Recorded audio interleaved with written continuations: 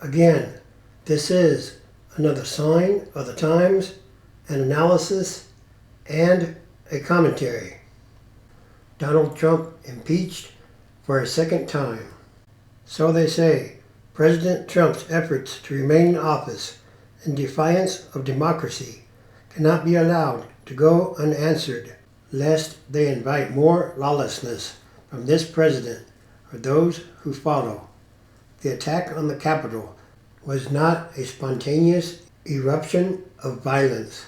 It was the culmination of a campaign waged by the President of the United States and his allies in Congress and the right-wing media to overturn the results of a free and fair election that began even before the ballots began to be counted on Election Day. That campaign involved a barrage of lies about the integrity of the voting process from the President, his allies, and other elected Republicans.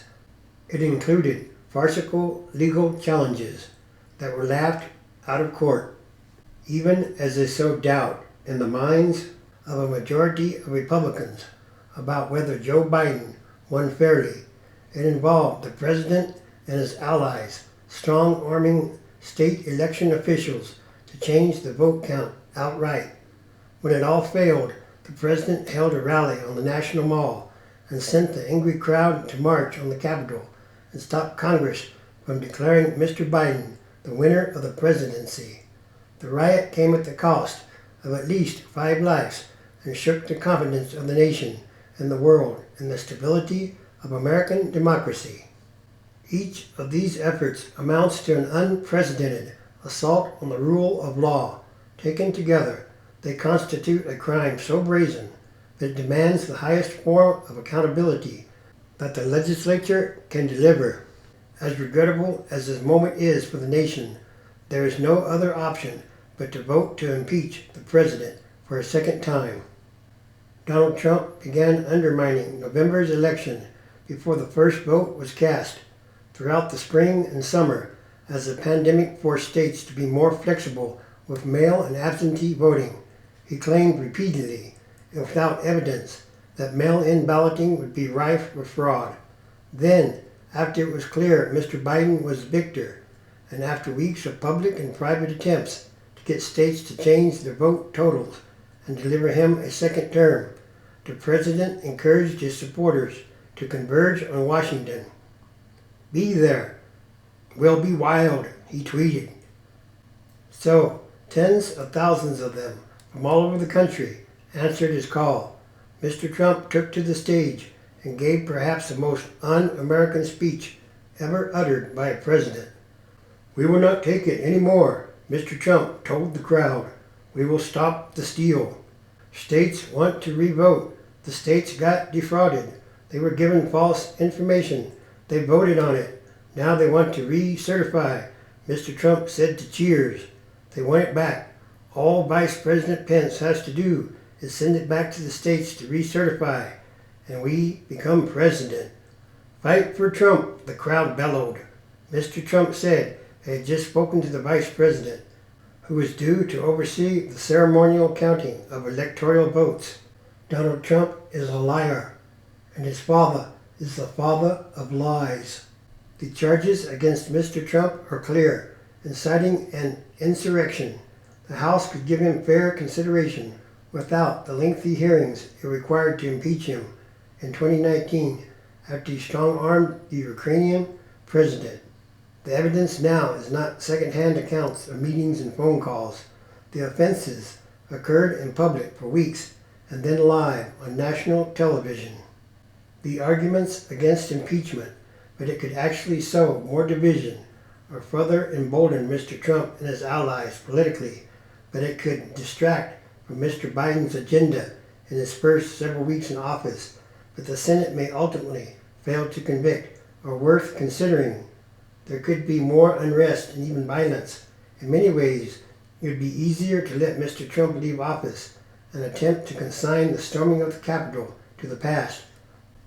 But ultimately, there can be no republic if leaders foment a violent overthrow of the government if they lose an election. So then, another striking aspect of the Capitol Hill putsch was that none of the rioters' grievances had any basis in reality. No, the election wasn't stolen. There is no evidence of significant electoral fraud.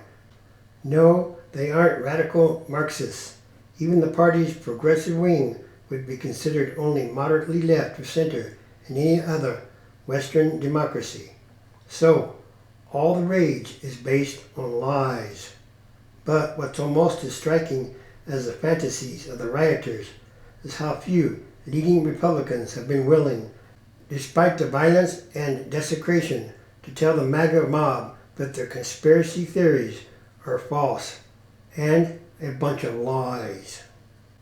In the House of Representatives resolution impeaching Donald John Trump, President of the United States, for high crimes and misdemeanors, resolved that Donald John Trump, President of the United States, is impeached for high crimes and misdemeanors, and that the following article of impeachment be exhibited to the United States Senate.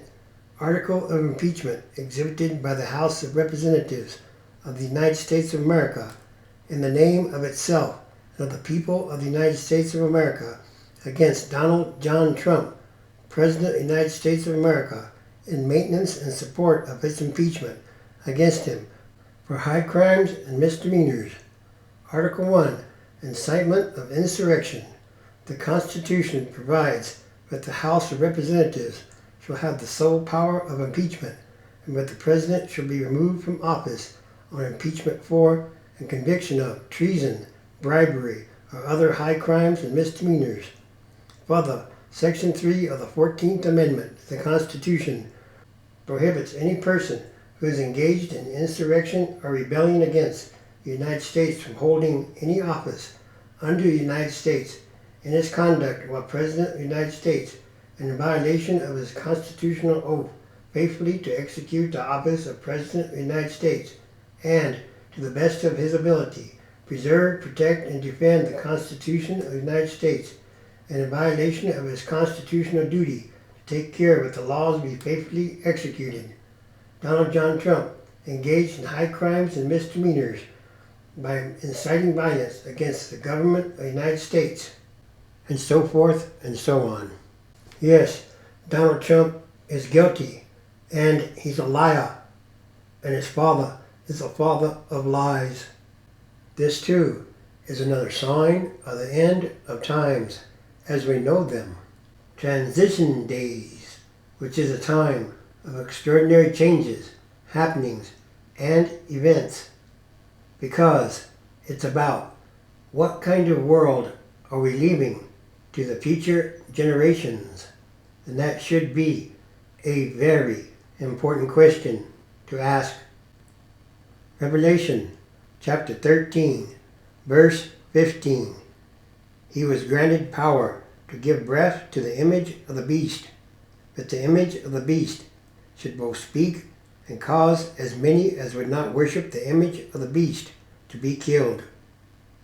He causes all, both small and great, rich and poor, free and slave, to receive a mark on their right hand or on their foreheads, and that no one may buy or sell except one who has a mark or the name of the beast or the number of his name. Here is wisdom. Let him who has understanding calculate the number of the beast, for it is the number of a man. His number is 666. And this is what I spiritually, physically, and mentally discern. And all these are more signs of the times.